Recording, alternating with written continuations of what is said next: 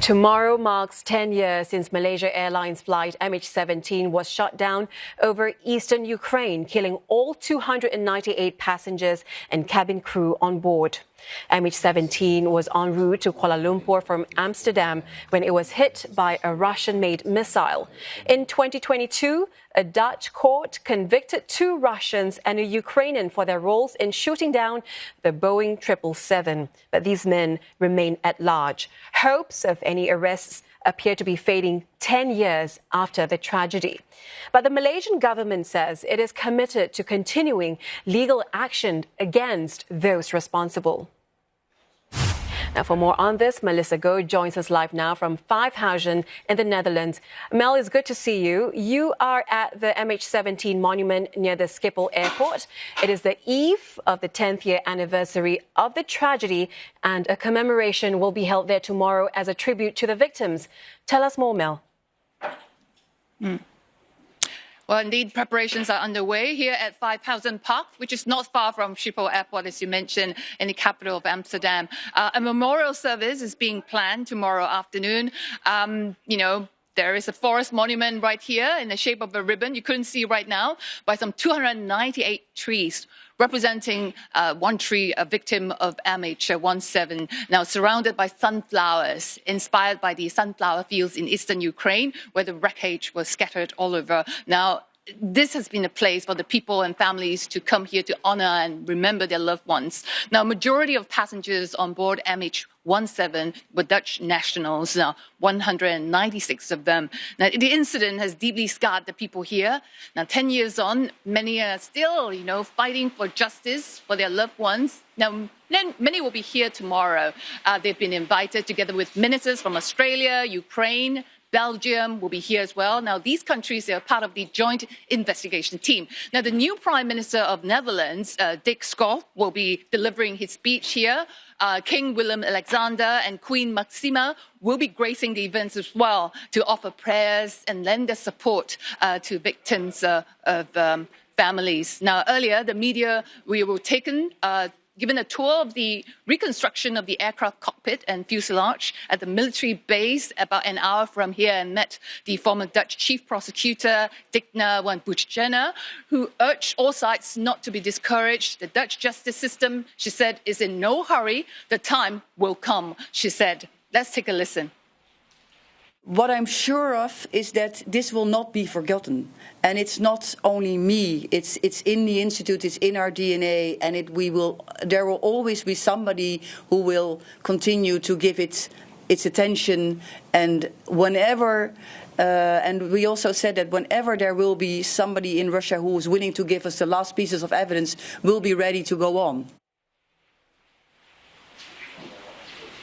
Now, remember in 2022, a Dutch court found 2 Russians and 1 Ukrainian guilty of murder and sentenced them in absentia, I must say, to life imprisonment.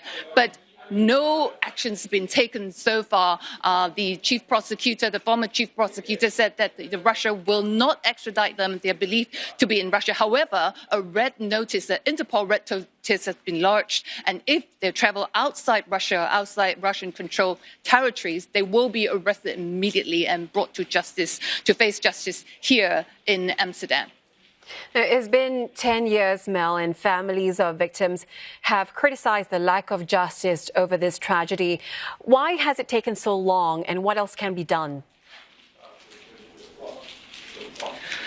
I mean, the feelings of the families of the victims, it's understandable, this helplessness, this gripped by this sense of hopelessness to many. And I spoke with the next of kin, especially the Malaysian families, including the pilot and the pilot's families and the son. They are gripped by this sense of helplessness because they said there's nothing that they can do. They hope for justice. They have moved on. They said, now let's listen to what some of them saying that their pleas has gone unheard.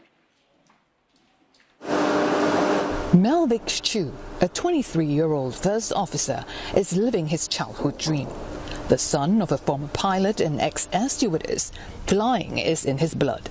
Growing up with the community around you, seeing our dad working as a pilot, wearing the uniform, going for work, You always think that, wow, it's quite cool to wear the uniform to even fly a plane. But he almost abandoned his dream after he suddenly lost his father in year 2014. Captain Eugene Chu was flying MH17 on July 17 when it was shot down by a surface-to-air missile while flying over rebel-controlled eastern Ukraine. It's like having a bad memory of it. I told myself I don't want to be a pilot anymore. For about a good 2 years, I already told myself not to be a pilot. But now he's just grateful to be able to fly and fulfill his ambition to be a pilot after the tragedy. It's definitely the passion that drives you. You feel like, oh, yeah, that's definitely something my dad used to do, literally at the same seat when he was younger. I don't know how to describe it, but it's a feeling. Melvick and his mother, Ivy Loy, a former air stewardess, are still seeking justice, despite a decade after the incident. I hope they can show us the justice. Even though we can't do much, just we want to see. You feel like there's no justice to your family. You feel like, honestly, as a family, you feel like you are being left out, like kept in the dark. They are not alone. Similar feelings were also shared by other victims' families. This despite a Dutch court in 2022 sentencing 2 Russians and 1 Ukrainian to life imprisonment for the murder of 298 persons on board MH17. But as the convictions were handed down in absentia, none of them are likely to serve their sentences. Jadi kerajaan Malaysia buat apa? Macam yang lain-lain waris. Dia pun sama juga. Baca je lah, boleh baca je. Taklah kita nak bertindak tak boleh. Kalau kita nak bertindak pun siapa yang nak dengar kita punya macam kita punya rayuan, kita punya apa. Madam Munira misses her youngest sister and has been waiting for updates from the Malaysian government. But the Foreign and Transport Ministers have declined to comment. Former Defence Minister Hishamuddin Hussein, who was acting Transport Minister at that time, said that the government's silence is understandable. Unrealistic who we are dealing with. We are at war with half of Europe. And half of Europe cannot control them. You want us to control Russia over one plane? The downing of MH17, which took place 4 months after the tragic disappearance of MH370 in March 2014, scarred the nation.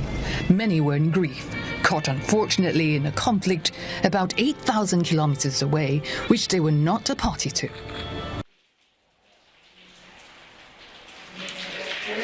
So many innocent lives cut short. Now, as we speak, hearing at the European Court of Human Rights are still ongoing regarding the culpability of Russian government. Now, Malaysian government said that they will await further details from international courts. Now, meanwhile, we are hearing unconfirmed report that Russian Foreign Minister Lavrov will be visiting Malaysia on July 27.